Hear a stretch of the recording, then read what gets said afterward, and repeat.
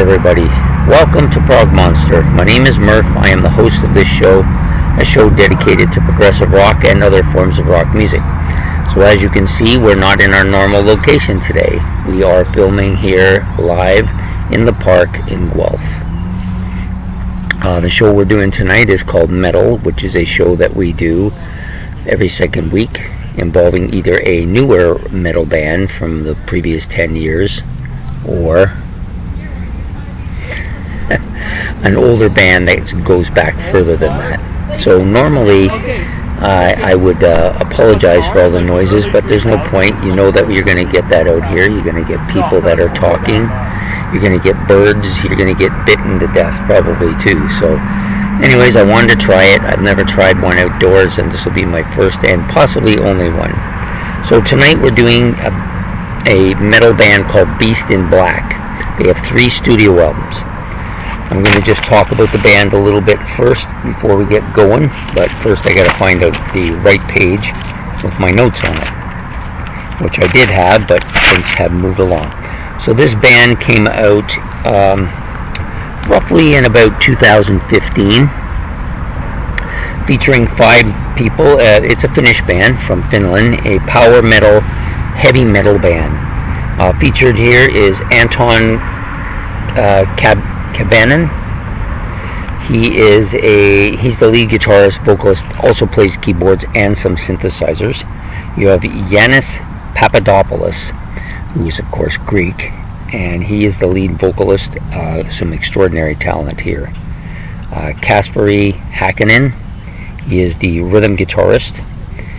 Matti McDare is on bass, and then I apologize, I left my glasses at home.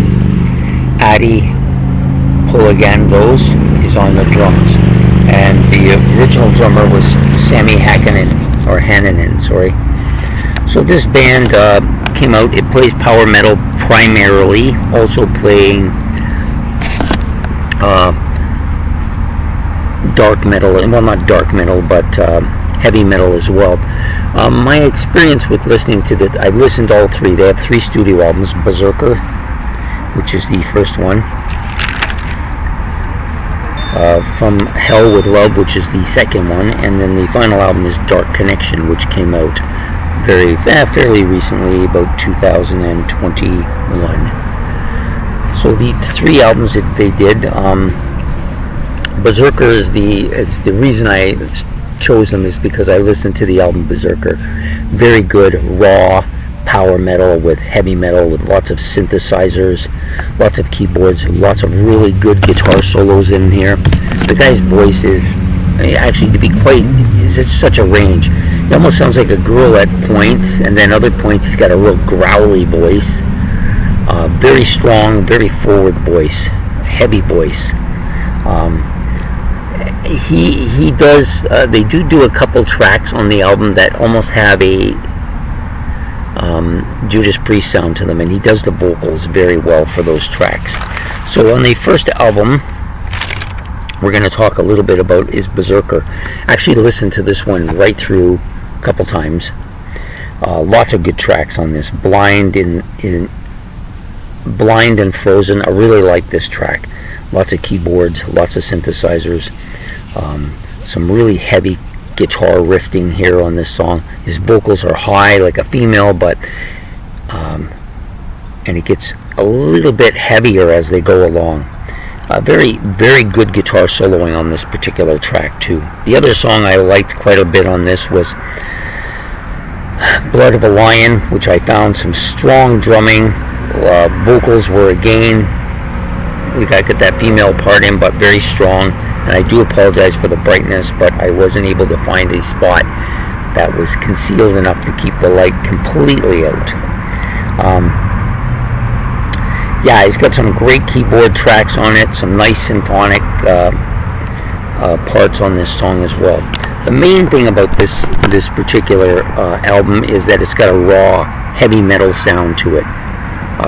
Really solid album, lots of heavy guitar riffing, lots of really good guitar soloing, lots of excellent keyboard parts, not too not too much keyboards and not too much synthesizers, which would make it a little bit more kind of symphonic prog or prog and symphonic metal. It's not too bad. To me, it's a heavy metal album.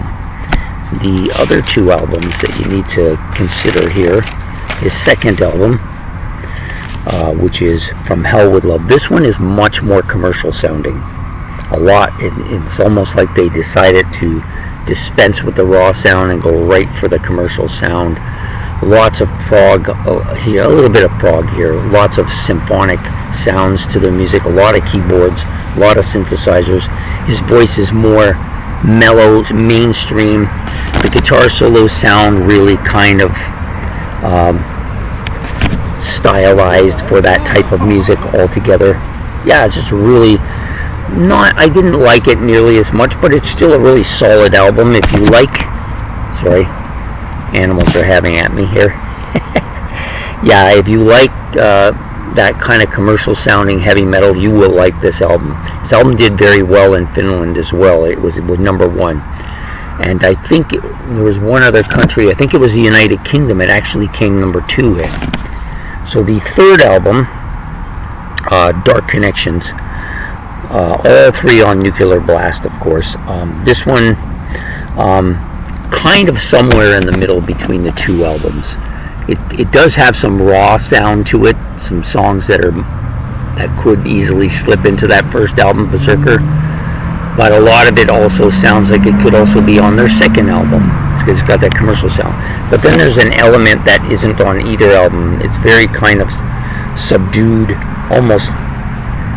There's a couple tracks here. If I made a note, let me see if I can find it. Battling the Elements, as he says. Yeah, there's one track on here that almost sounds like a ballad, and I wrote it down, and now I can't find it. But yeah, they got almost like a ballad sound to it. The Judas Priest part, I didn't hear as much on the last two albums, more strong on the front two. There was some other influences here. I heard one particular track had almost a opening. It sounded almost like a UFO sound to it. That was it. And there was one track that had almost a Kiss sound to their music.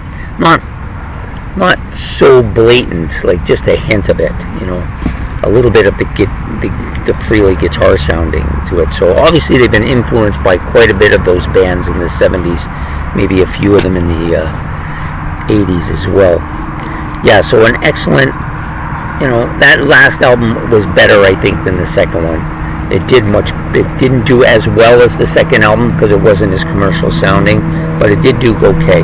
Overall, I found this band to be very,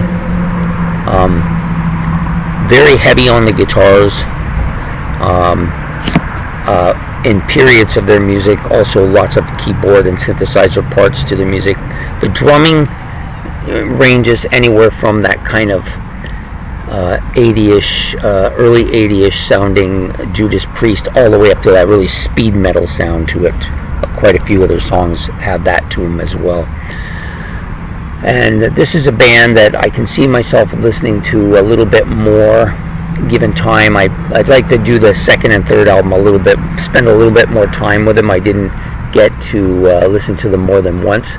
Sometimes with these bands you got to listen to them a couple times in order to really get a feel for their music. But overall I found it to be a very strong discography. This is a band I think is destined to play bigger and bigger venues. They have been anyways. They have been, as of late, headlining more than they were originally. So if you haven't had a chance or haven't heard of them or haven't had a chance to listen to their music, you should give Beast in Black a little bit of a try. I recommend the first album quite a bit. So anyways, I hope that you have a good night. So please like and subscribe. It's much appreciated. And my live venue is going to come to an end, and I think that this could be the last one for the summer, maybe of all time. Anyways, I hope to see you again next week for What's New. We're doing a special What's New. I've had a band request me to do their album, and so I'm going to give it a full review. That won't be in the outdoors though. So take care and have yourself a good day. Goodbye.